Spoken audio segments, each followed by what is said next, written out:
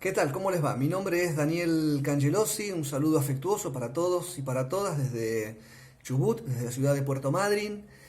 En primer lugar, agradecerle al profesor José, quien gentilmente me ha hecho la invitación para poder compartir, dialogar, discutir, debatir con ustedes sobre un tema que tiene vigencia, que no pasa de moda, un tema que es sumamente importante poner sobre la mesa, poner sobre el tapete para, como les decía, poder analizarlo, discutirlo y en definitiva llegar a conclusiones que sean enriquecedoras para todos. Bueno, a ver, cuando el profesor me hablaba respecto a esto de poder conversar sobre la atención a la diversidad, yo le decía que bueno, es un tema por demás importante, por demás actual, y que requiere de un tratamiento serio, requiere de un tratamiento en el tiempo, porque no se trata de un tema más. La atención a la diversidad se ve día a día, se ve constantemente, no solamente desde el punto de vista escolar, sino como es lógico desde la sociedad. Y entonces no todas las personas, por X circunstancias o por circunstancias que analizaremos más adelante, tienen esta capacidad para aceptar lo diverso, para aceptar lo diferente, en todos sus órdenes, ¿no? El que piensa, el que siente diferente. Desgraciadamente, y por más que no nos guste, esto sucede. Por eso les decía la importancia de poder ponerlo sobre la mesa para empezar a desglosarlo y poder analizarlo y ver qué, entre comillas, solución le podemos encontrar. También es importante que sepan que cuando se habla de atención a la diversidad se suelen exponer, ya sea en conferencias, videoconferencias, en talleres, en seminarios, en información que ustedes pueden encontrar en la web, que hay suficiente. Les decía, pueden encontrarse con información, pueden encontrarse con relatos de experiencias, pero yo siempre me hago la misma pregunta y esta pregunta yo ya se la traslado a ustedes, como así se la traslado a mis alumnos, a los estudiantes de la carrera del profesorado de ciegos en el instituto donde yo doy clases. Se corre el riesgo, le decía, de estar hablando sobre un tema en donde vamos a notar que lo primero que aparece son las barreras, los obstaculizadores. Aparece todo aquello que no está permitiendo que haya una verdadera atención a la diversidad. Pero creo que quedarnos solamente en las barreras, quedarnos solamente en lo que no se está pudiendo hacer, es sumamente limitado y es, para los que llevamos ya más de 30 años en la docencia, es como volver en un déjà vu constante a vivir, a revivir situaciones por las cuales ya hemos atravesado. Entonces mi propuesta va a ser poder hablar sobre acciones concretas, poder hablar sobre situaciones y experiencias concretas que hoy se están sucediendo, que se suceden, y en esto sí yo quiero ser bien claro, en un ámbito que es en el que yo me desenvuelvo, por lo tanto voy a hablar de ese pequeño mundo, de esa pequeña muestra que es donde yo estoy trabajando, porque creo que las generalidades no son buenas, no son oportunas, si bien uno puede afirmar que ejemplos como los que yo voy a dar o historias como las que voy a relatar pueden darse en todo el país. Entonces, bueno, eso es importante tener como premisa.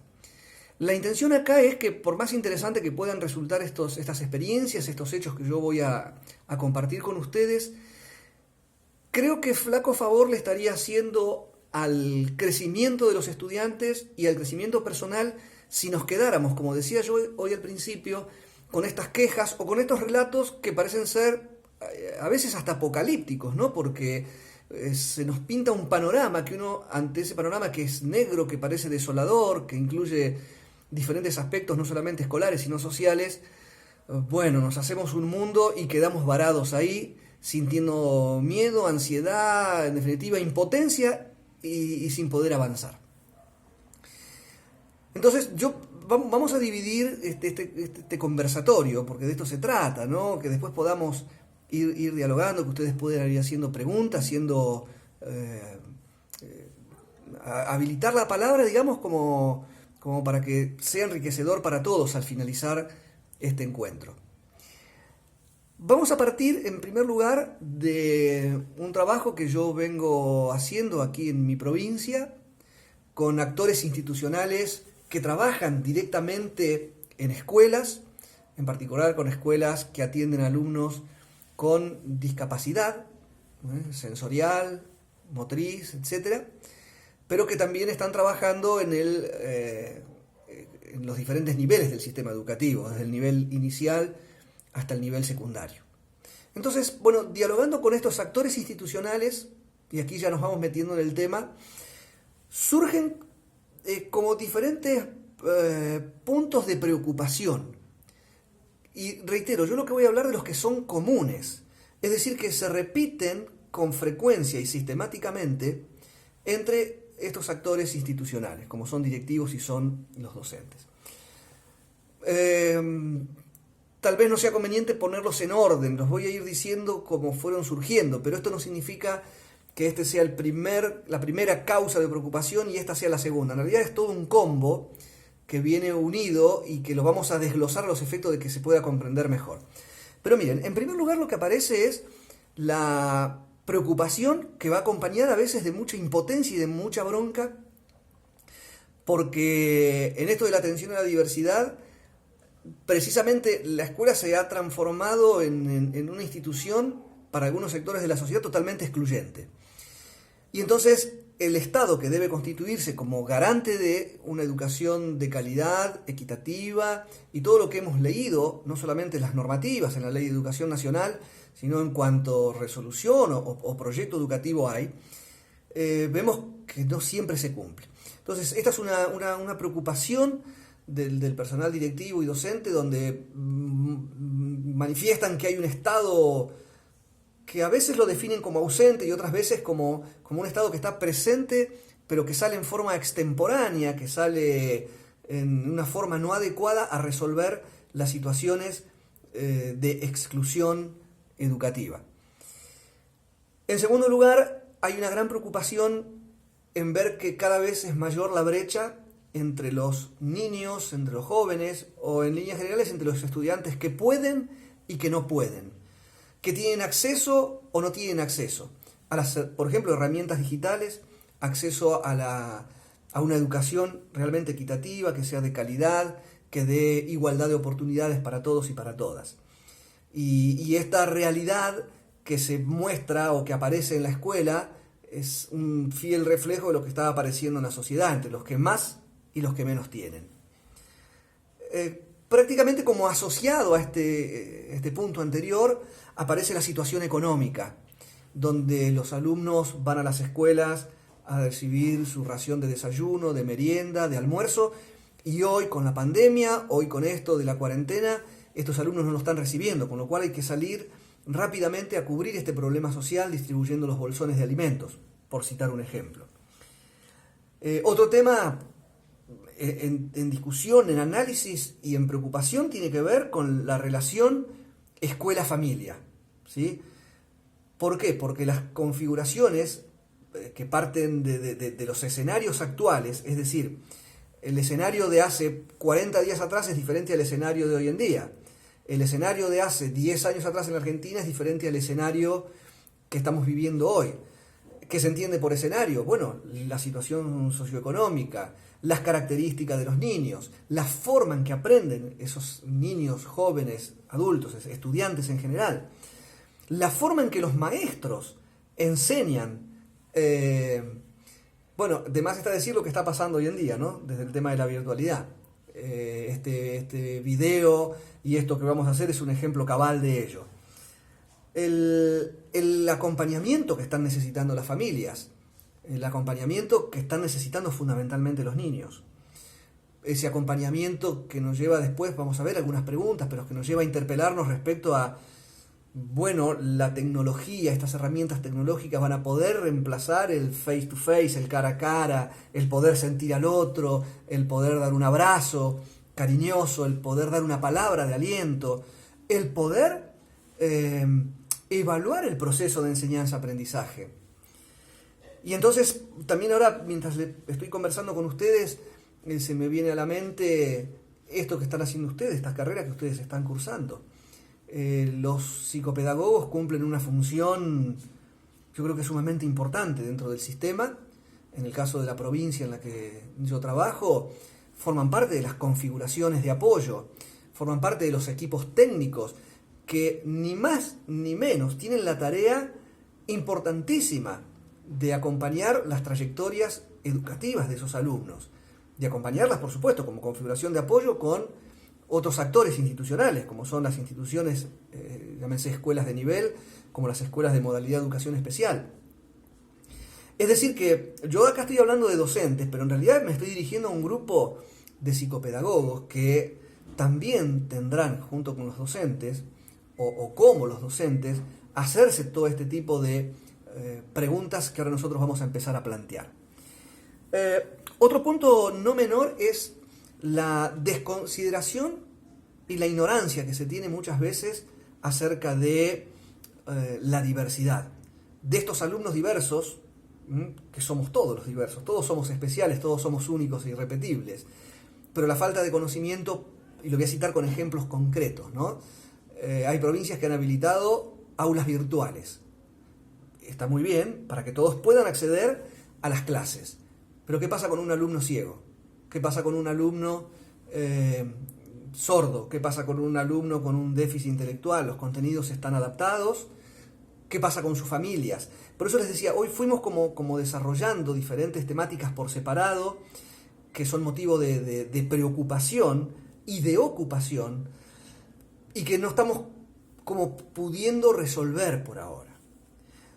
Otro punto, por citar uno más, y ya vamos a ir avanzando, tiene que ver con lo que algunos llaman la improvisación de este Estado que no puede constituirse como garante de la educación. Cuando los directivos, los docentes y a veces la comunidad en general habla de improvisación, yo les voy a poner ejemplos porque es lo que me gusta para que todos estemos hablando el mismo idioma. Miren, en una provincia como la que, como es la provincia del Chubut, que es donde yo trabajo, de los últimos 7 ciclos lectivos, se han perdido 3. Aproximadamente 3 y algo más. Esto es no solamente por esta cuestión puntual que estamos viviendo, de la cuarentena, de la pandemia, sino también por cuestiones climáticas y fundamentalmente por cuestiones de incumplimiento en el pago de los salarios. Quiere decir entonces que una provincia que está perdiendo 3/4 ciclos escolares no puede hablar de que esta cuarentena o de que esta situación los toma por sorpresa, porque aquí no hay sorpresa. En todo caso lo que habrá es falta de previsión hacia los problemas que sabemos que existen. O alguien puede estar pensando por casualidad que los niños en condiciones de extrema pobreza, de indigencia, son de hace un año. Entonces son temas que nosotros no podemos estar ajenos y no podemos desconocer y decir que surgieron de un día para otro. Ahora bien, les decía, este y muchos otros puntos son los que hoy están de alguna forma obstaculizando, están poniendo barreras para que esa atención a la diversidad se produzca en la forma en que el Estado dice que se tiene que producir, es decir, con una educación, vuelvo a reiterar esto porque es importante, una educación para todos y para todas, equitativas, de calidad, si queremos agregar otros términos mucho más modernos que se ajusten a la Agenda 2030 de Naciones Unidas, podemos hablar de una educación holística, progresista, que contemple lo global pero también lo local. Es decir, esto es bien profundo y tenemos que poder conocerlo.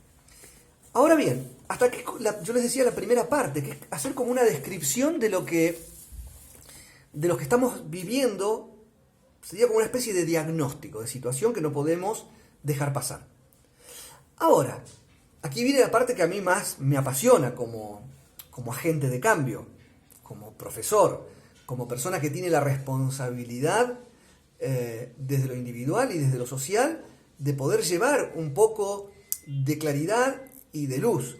Que no estoy diciendo que siempre tengo todas las respuestas que van a dar esa luz y esa claridad, pero sí creo que algo que puedo aportar son preguntas, reflexiones que son muy personales, que son muy internas, y compartirlas para generar entre todos ámbitos de discusión a través de la habilitación de la palabra, que es lo que estamos haciendo.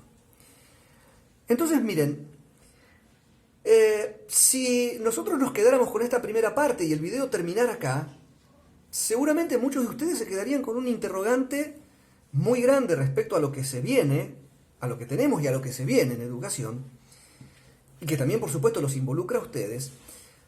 Pero más allá de eso, más allá de estos interrogantes, estaría también como esta sensación de que, bueno, sí, pero ya han hablado, como me ha contado el profesor José, ya han hablado otros profesionales, maestros de apoyo a la inclusión, directores, y todos vienen como con el mismo cuentito o una narrativa muy parecida de problemas. Pero bueno, por favor avancemos un poquitito más. Entonces aquí viene la segunda parte de este video y de esta propuesta que yo tengo para ustedes. Y que bueno, yo no puedo dejar de ponerle amor y pasión a lo que voy a transmitir, porque realmente soy un apasionado de esto. Y tiene que ver con lo que se denomina prospectiva en educación. Yo después les voy a dejar a ustedes un video de referencia, tiene una duración de 1 hora para que puedan lo puedan ir puliendo un poquitito más el concepto, lo puedan ir interiorizando y fundamentalmente lo puedan ir sintiendo, cómo sienten esta propuesta. Pero básicamente, para no hacerme el misterioso, a ver, la idea es, miren, inclusive es muy saludable, siempre le digo a mis estudiantes y a las personas que me escuchan, que a medida que yo voy haciendo un relato, ustedes puedan como cerrar los ojos e ir escuchando de qué se trata esto. Y entonces miren, aquí la idea cuando hablamos de esta perspectiva en educación, y en particular de lo que es la atención a la diversidad, está muy, muy interesante ponernos en diferentes escenarios.